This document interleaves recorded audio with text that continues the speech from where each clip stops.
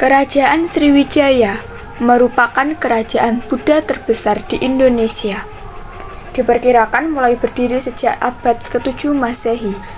Namun, berdasarkan catatan dari Biksu Ising yang pernah mengunjungi Sriwijaya, kerajaan ini telah berdiri pada tahun 671 Masehi yang dipimpin oleh seorang raja yang bernama Daputana yang Srijayanasa. Nama Sriwijaya dalam bahasa Sanskerta berarti cahaya kemenangan, yang diambil dari kata Sri berarti cahaya dan Wijaya berarti kemenangan. Kerajaan Sriwijaya adalah salah satu kerajaan terbesar dan terpengaruh pada masanya. Dengan kekuatan armada lautnya yang besar, kerajaan Sriwijaya mampu menaklukkan Nusantara serta membentangkan pengaruhnya sampai ke Thailand, Kamboja, dan semenanjung Malaya. Bukti-bukti tentang kerajaan Sriwijaya berkembang sampai sekitar abad ke-14, berasal dari beberapa prasasti yang ditemukan dari Bangka, Ligor, dan Nalanda. Para pedagang asing yang datang ke Sriwijaya menyebabkan perdagangan yang ramai, sehingga membuat perdagangan kerajaan meningkat dan menjadikan Sriwijaya sebagai kerajaan maritim. Selain para pedagang, seorang biksu yang bernama Ising juga datang ke Sriwijaya. Ia mengajarkan agama Buddha kepada penduduk setempat. Selama 6 bulan Ising tinggal, ia menyebarkan agama Buddha sampai ke kerajaan. Semenjak saat itulah, Sriwijaya menganut agama Buddha.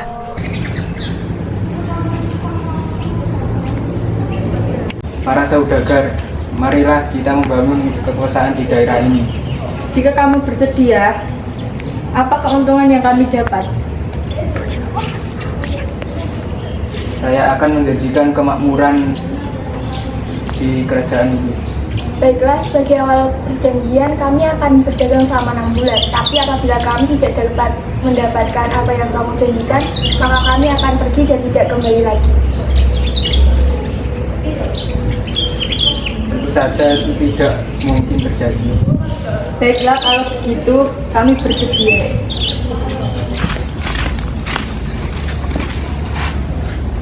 Panglima perang, bersiaplah. Bersiap untuk apa, Baginda? Dalam waktu dekat kita akan melakukan ekspedisi militer di wilayah Jawa Tengah. Baik, Baginda. Untuk apa penyerangan ini, Baginda Raja? Aku ingin memperluas wilayah kekuasaan. Baik, kami akan mengumpulkan prajurit dan menyusun strategi untuk peperangan.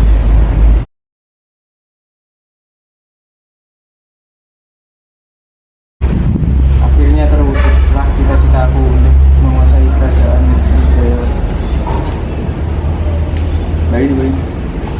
Akhirnya terwujudnya cita-citaku untuk menjadikan kerajaan Sriwijaya sebagai kerajaan maritim. Terima kasih Panglima dan penasihat kerajaan kalian untuk membantuku. Bisa tugas kami untuk membantu Baginda. Benar sekali, tapi aku masih ingin memperluas wilayah kerajaanku. Apakah kita akan melakukan penyerangan ke kerajaan lain, Baginda Raja? Tidak, aku akan menikahi putri kedua kerajaan Taruma, negara Linggawaran. Dabuntayang melakukan pernikahan dengan Soba Kencana, putri kedua Raja Tarumanegara, Linggawarman. Ia datang ke Tarumanegara dan meminta izin Raja Tarumanegara untuk menikahi putrinya. Pernikahan ini melahirkan seorang putra yang menjadi Raja Sriwijaya berikutnya, yaitu Dharamindra. Dharamindra berbesan dengan pegawai bawahannya, yaitu Sri Dharma Setu. Dharma Setu kemudian memiliki putri yang bernama Dewi Tara. Dewi Tara dinikahkan dengan Samaragawira, Raja Kerajaan Mataram kuno. Dari pernikahan ini, Kemudian lahir Balaputra Dewa, sedangkan Samaratungga sebagai putra sulungnya. Pada suatu hari, Raja Samaratungga mempunyai niat untuk membangun suatu bangunan yang berguna untuk memuliakan orang yang sudah meninggal dan mempunyai arti sejarah bagi masyarakatnya. Raja pun mendiskusikan hal tersebut dengan para penasehatnya. Candi Borobudur dibangun pada pemerintahan Raja Samaratungga pada abad ke-8 oleh arsitek yang bernama Gunadarma. Setelah Raja Samaratungga meninggal, tahta kerajaan jatuh pada menantunya, Rakai Pikatan, suami dari Pramodawardhani. Hal ini membuat Balaputra Dewa, adik Samaratungga yang juga merasa berhak atas tahta kerajaan, menemui Pramodawardhani dan suaminya di kediaman mereka. Tahta jatuh di tangan Rakai Pikatan dan dia pun diangkat menjadi raja.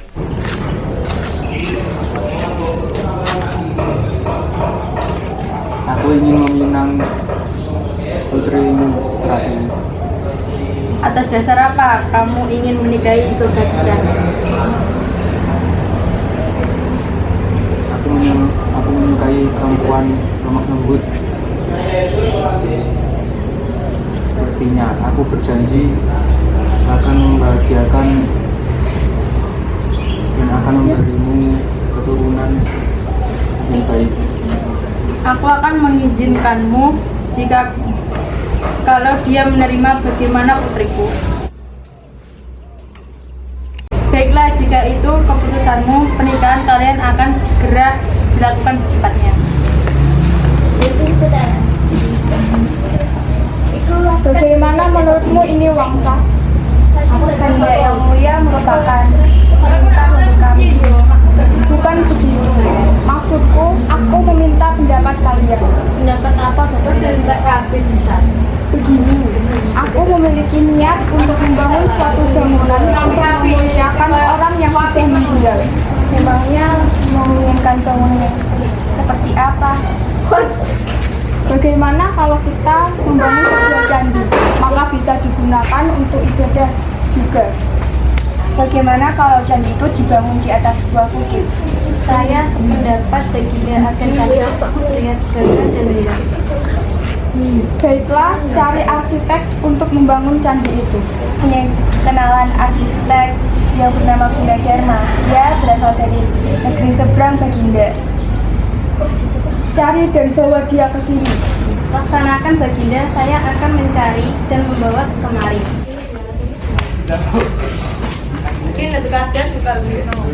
Hatur salam saya baginda, saya telah mengetahuinya di para raja. Apa kamu tahu kenapa saya memanggilmu kemari? Saya telah menyelesaikan rancangan ini. Ini dia rancangannya.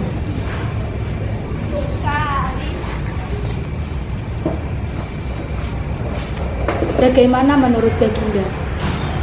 Menurutku, rancangan ini sudah sesuai. Kerjakan dengan baik. Baik baginda raja.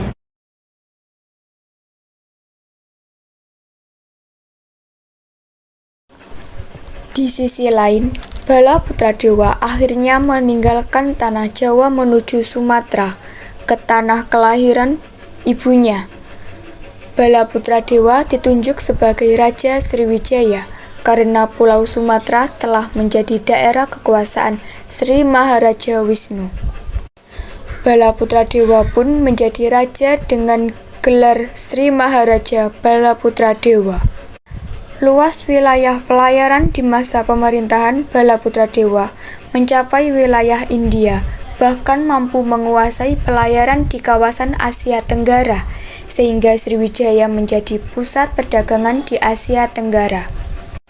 Kekuatan ekonomi Sriwijaya dikembangkan oleh Balaputra Dewa setelah menguasai wilayah jajahan, kemudian dijadikan pusat perdagangan, serta membangun perdagangan internasional dengan pelayaran India dan Cina.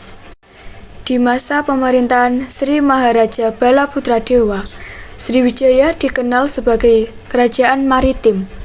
pusat pendidikan agama Buddha dan pusat perdagangan di Asia Tenggara.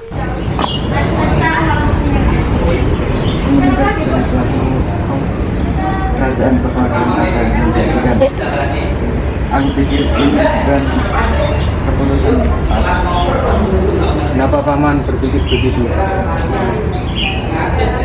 Aku adalah adik dari penyiasat raja.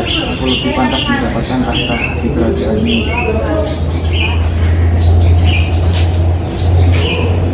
Aku adalah suami putri masih kerajaan ini. Hingga atas tahta ini tidak ada raja, tidak ada yang bisa merubah keputusan para ketua. Baiklah, ya, itu keputusan yang tepat. Izinkan aku meninggalkan tanah dan kembali ke Raja Dapuntayang Sri Jayanasa berusaha memperluas wilayah kekuasaannya dengan ekspedisi militer, menaklukkan wilayah untuk menghukum bumi Jawa yang tidak mau berbakti kepada kerajaan Sriwijaya. Kemenangan diraih oleh Sriwijaya dan berhasil menancapkan kekuasaan di Tulang Bawang serta menguasai kekuasaan Jambi dan kerajaan Kalingga. aku akan membangun kerajaan Sriwijaya baru dan akan menjadi terhebat di Nusantara. Kami akan setia mengabdi kepada Baginda. Panglima siapkan prajurit perang dan strategi tempur. Kita akan menguasai jalur perdagangan di Selat. Baik, akan kami laksanakan. Siapkan prajurit kita akan menyerang kerajaan Sriwijaya. Siap Yang Mulia, saya akan siapkan sekarang. Tuan, kabar buruk, kerajaan kami akan diserang. Bagaimana bisa? Cepat suruh prajurit untuk menyerang. Baik Tuan. Runtuhnya kekuasaan kerajaan Sriwijaya berakhir dengan serangan dari kerajaan Majapahit.